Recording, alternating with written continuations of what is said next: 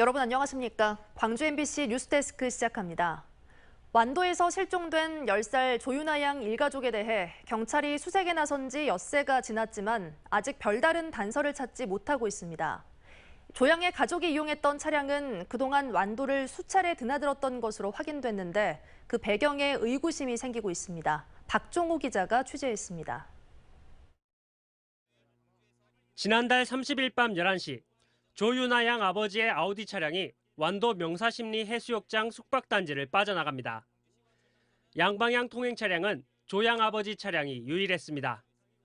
이후 1시간 40분 뒤인 31일 0시 40분쯤 조윤아 양의 휴대전화가 꺼졌고 29분 뒤에는 어머니의 휴대전화, 마지막으로 새벽 4시 16분에는 아버지의 휴대전화가 꺼졌습니다. 저희가 실시간 일치 추적을 한 거예요. 정확한 시간입니다. 예. 실종된 조윤아 양과 부모가 묵었던 풀빌라는 지난달 17일 예약된 것으로 확인됐습니다. 조 양의 학교에 제주 체험학습을 떠나겠다는 통보가 이루어진 날짜와 같습니다. 비수기 기준 1박에 45만 원짜리 방을 예약하고 계좌이체로 숙박비를 결제했습니다. 조 씨 일가족은 5월 24일부터 28일까지 4박, 그리고 28일 하루를 건너 29일부터 31일까지 2박을 추가 예약했습니다. 토요일 날은 미리 나가불고 선 예약이 있어서 아마 못 온 것 같고. 조 양 아버지의 차량은 그동안 여러 차례 완도군을 드나들었던 것으로 확인됐습니다. 풀빌라 첫 숙박일의 하루 앞선 5월 23일 낮, 완도대교를 통해 완도로 들어왔고 숙박 당일 오전에는 완도 밖으로 나갔다가 다시 완도로 돌아왔습니다. 5월 29일에도 단 40여 분 동안 완도 밖을 나갔다 오는 등 5월 23일부터 행적을 감춘 5월 30일 밤까지 모두 3차례 해남과 강진 방면으로 차량이 이동했습니다. 신용카드 사용 내역 등에 대한 분석이 아직까지 이루어지지 않아 잦은 차량 이동에 대한 궁금증을 키우고 있습니다. 제가 이제 금융영장을 신청해놨으니까 그게 나오면 이제 좀 뭐가 밝혀지지 않을까 싶습니다. 한편 풀빌라 CCTV에 남은 조 양 가족의 마지막 상황도 의구심을 증폭시키고 있습니다. 팔이 늘어진 채 어머니 등에 조 양이 엎여 있었던 경위, 아버지 손에 쥐고 있던 비닐봉지의 내용물 등이 확인되지 않고 있습니다. 경찰과 해경은 휴대전화 신호가 끊긴 완도 송곡항 인근 수색을 강화하는 한편 차량의 소재 파악에 힘을 쏟고 있지만 아직까지 별다른 성과를 내지 못하고 있습니다. 완도군 신지면 도로에 CCTV 54대가 설치돼 있지만 노후대 차량 식별이 어렵기 때문입니다. MBC 뉴스 박종호입니다. 주택보다 상가가 더 많은 빗가람 혁신도시의 기형적인 실태 보도해드렸는데요. 문제는 상가가 넘치는 상황에서 인근에 상업용지가 또 추가될 예정이어서 그 여파가 연쇄적으로 퍼질 수밖에 없다는 겁니다. 한신구 기자의 보도입니다. 빗가람 혁신도시 전체 개발 면적에서 상업용지가 차지하는 비율은 현재 3.5%. 수도권 2기 신도시의 상업용지 비율이 2%대인 걸 감안하면 상대적으로 높은 겁니다. 인구수로 보면 상가 비율은 더 심각해집니다. 지난 2018년 기준으로 빗가람 혁신도시의 1인당 상가 연면적은 28.1제곱미터. 진주 혁신도시에 비해서는 3분의 1. 세종과 대구 원주 혁신도시에 비해서는 3배 정도 높습니다. 수도권에 인접해서 상대적으로 인구가 많은 위례나 별내 신도시에 비하면 6배에서 8배 가까이 차이가 납니다. 당시보다 인구가 늘었다고는 하지만 애초부터 분양이나 영업이 잘 될 수 없는 구조인 겁니다. 턱없이 이 상권 활성화가 어렵다는 것을 저는 보여주는 것으로 생각하거든요. 계획 인구가 5만 도시입니다.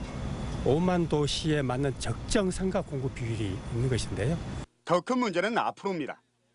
빗가람 혁신도시 전체 면적의 15%를 차지하는 클러스터 부지. 여기에 지식산업센터를 조성할 경우에는 30%까지 근린생활시설, 즉 상가 설치가 가능합니다. 안 그래도 상가가 넘치는 상황에서 그 파급 효과가 인근의 상업용지로 튈 게 뻔한 상황입니다. 하나 막는 거예요. 이 상가가 많다 보니까 동종 업체들이 많이 생긴다 이 말이죠. 그러잖아요. 들어갈 데가 없어야 되는데. 혁신도시 인구를 늘리는 게 과다한 상가 문제를 풀 방안으로 꼽히지만 현재 계획 인구 5만에 80%까지 찬 데다가 SRF 논란 등으로 정주 여건 개선도 불투명해서 현실화까지는 거리가 멉니다. 수년째 해결되지 못하는 부분이 아무래도 정주 의지라든가 또 인구 증가의 저해 요인이라고 생각하고 있습니다. 이 때문에 수도권에 있는 공공기관의 2차 이전 등을 통한 혁신도시 시즌2가 필요하지만 현 정부 15대 국정과제만 포함됐을 뿐 아직 구체적인 밑그림은 나오지 않고 있습니다. MBC 뉴스 한신구입니다. 이번 주 민선 8기 출범을 앞두고 광주와 전남의 상생 기류가 꿈틀거리고 있습니다. 중앙 권력과 지방 권력이 국민의힘에 쏠렸다는 점에서 그 어느 때보다 광주 전남의 협력이 중요해졌습니다. 송정근 기자가 보도합니다. 강기정 광주시장 당선인과 김용록 전남도지사가 민선 8기 출범을 앞두고 협력 체제를 구축하고 있습니다. 강 당선인과 김 지사는 지난주 금요일 광주에서 비공개 만남을 갖고 군공항 이전과 전남 국립의대 설립 등 지역 현안에 상호 협력하기로 약속했습니다. 광주시와 전남도는 상생의 의미를 더하기 위해 취임식 사절단을 교환하기로 했습니다. 오는 1일 오전에 예정된 강기정 당선인의 취임식에는 문금주 전남도 행정부지사 등 도청 간부 공무원들이 참석하고 오후에 열리는 김용록 지사의 재선 취임식에는 문용은 광주시 행정부시장과 광주시청 간부급 공무원이 사절단 자격으로 참석합니다. 광주와 전남은 각 지역에서 모은 흙을 각각 준비해 기념목 식재에 사용하는 등 상생을 견고히 한다는 계획입니다.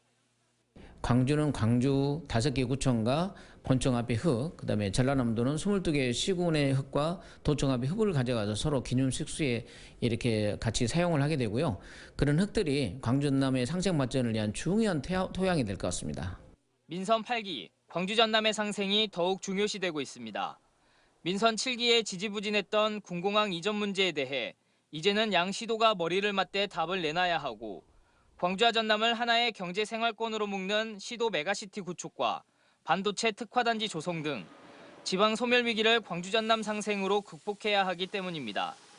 광주시에 유치하면 좋을까, 또 이제 전남도 유치하면 좋을 것들이 각기 다를 수 있습니다. 그런 것들에 대해서는 서로 상생의 관점에서 서로를 배려하는 것들이 필요할 것 같고요. 중앙 권력과 지방 권력이 국민의힘에 쏠려 있는 상황임을 고려하면 광주 전남의 협력과 연대는 이제 선택이 아니라 필수가 돼버린 상황. 상생 협력 사업을 두고 일부 갈등을 빚기도 했던 민선 7기를 넘어 민선 8기에서 두 단체장들이 어떤 상생 협력을 보여줄지 관심이 모아지고 있습니다. MBC 뉴스 송정근입니다. 민선 7기 임기 종료를 앞둔 이용섭 광주시장이 광주 역사의 혁신시장으로 기억되고 싶다는 소회를 밝혔습니다. 그간 광주형 일자리 성공, 인공지능 광주시대 개막, 출생아 수 증가, 기후위기 선제적 대응, 공정투명한 인사문화 정착 등 광주의 역사를 바꿀 수많은 성과를 창출할 수 있었던 동력이 바로 혁신이었습니다. 그러면서 지난 4년 광주는 저의 모든 것이었고 전부였다며 광주시장직은 정의롭고 풍요로운 광주를 실현하라는 시대의 부름이자 시민들의 엄중한 명령이었다고 말했습니다. 또 민선 7기의 부족한 부분은 후임 시장께서 채워주길 바란다고 당부했습니다.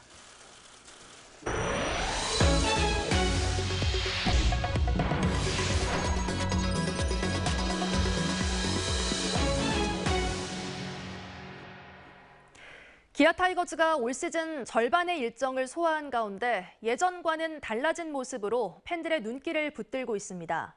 외국인 투수의 공백 속에서도 강해진 뒷심을 선보이며 상위권 싸움을 이어가고 있습니다. 조현성 기자의 보도입니다. 지난 겨울 김종국 신임 감독 선임에 이어 나성범, 양현종까지 차례로 영입하며 기대감을 높였던 기아. 올 시즌 반환점을 앞둔 가운데 38승 1무 32패로 3위 LG에 3.5게임 뒤진 채 4위에 올라 있습니다. 올해 기아 타이거스의 상승세를 이끌고 있는 것은 타선의 힘입니다. 타율, 홈런 등 팀 공격 지표 전 부분에서 1위를 달리며 화끈한 공격 야구를 보여주고 있습니다. 특히 상대팀에 먼저 점수를 내주고도 역전승을 거둔 경기만 18경기로 10개 구단 가운데 가장 많습니다. 올해 기아 야구가 재미가 있어지고 볼만해진 이유입니다. 역전의 점수 들어옵니다. 타이거스의 나스타, 나성범의 역전 적시타. 역전의 명수 타이거스가 경기를 뒤집는 순간입니다. 외국인 투수의 부상과 부진 속 6월 한 달 힘겹게 5할 승률을 유지하고 있는 기아는 이번 주 또다시 시험대에 오릅니다. 주중에는 서울 고척돔에서 2위 키움과 주말에는 인천에서 선두팀 SSG와 맞붙습니다. 올 시즌 키움에는 상대 전적에서 5승 4패로 앞서고 있고 SSG에는 1승 5패로 약한 모습을 보여줬습니다. MBC 뉴스 조현성입니다. 윤석열 대통령이 지난 정부의 탈원전 정책을 비판하며 원전 지원을 약속한 것을 두고 광주 전남 시민단체가 원전 폐쇄를 요구하는 서명운동을 시작했습니다. 핵 없는 세상 광주 전남 행동은 올해 12월까지 영광 한빛원전 1, 2호기 수명 연장 반대와 재생에너지 확대, 사용 후 핵연료 관리 방안 마련을 내용으로 10,000명의 동의 서명을 받는 운동을 진행한다고 밝혔습니다. 시민단체는 윤 정부의 노후 원전 가동 10년 연장은 위험하고 비민주적인 에너지 생산이라며 비판했습니다. 광주 시민단체가 대행진을 통해 차별금지법 제정 등 차별 철폐를 촉구했습니다. 13개 시민단체로 구성된 추진단은 기자회견을 갖고 여성과 장애인, 성소수자의 행해지는 배제와 혐오가 여전히 만연하고 있다며 차별금지법과 차별금지 조례가 제정되고 차별이 사라질 수 있도록 연대 투쟁할 것을 선포했습니다.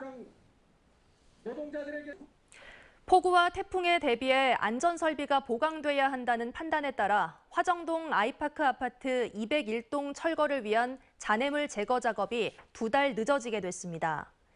광주 서구청은 잔해물 낙하 위험을 줄이기 위한 그물망 설치 등 추가 안전 조치가 필요해 잔해물 제거 작업이 예상했던 6월 말보다 2달 정도 늦어지게 됐다고 밝혔습니다. 이와 별개로 201동을 포함한 8개 동의 전면 철거는 예정대로 올 하반기쯤 가능할 것으로 보입니다.